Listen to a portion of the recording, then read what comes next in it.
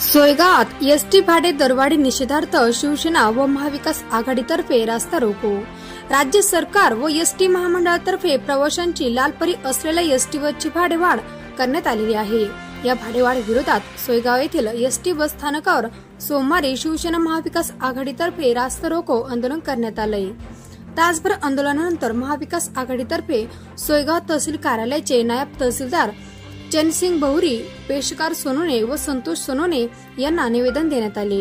शिवसेना तालुका प्रमुख दिलीप मचे, शहर प्रमुख रवींद्र काटोले, तालुका संघटक गुलाब कोलते, गणेश कापरे, काँग्रेसचे तालुका अध्यक्ष राजेंद्र काळे, शहर प्रमुख तालुका दिनेश हाजरी, राष्ट्रवादीचे शरद पवार गटाचे अध्यक्ष इंद्रसिंह सोळंके, अजय नेर पगारे व काळे यांच्या नेतृत्वात सोयगाव येथील एसटी बस स्थानकावर सोमवारी सकाळी 11 वाजेच्या दरम्यान रास्ता रोको आंदोलन करण्यात आले।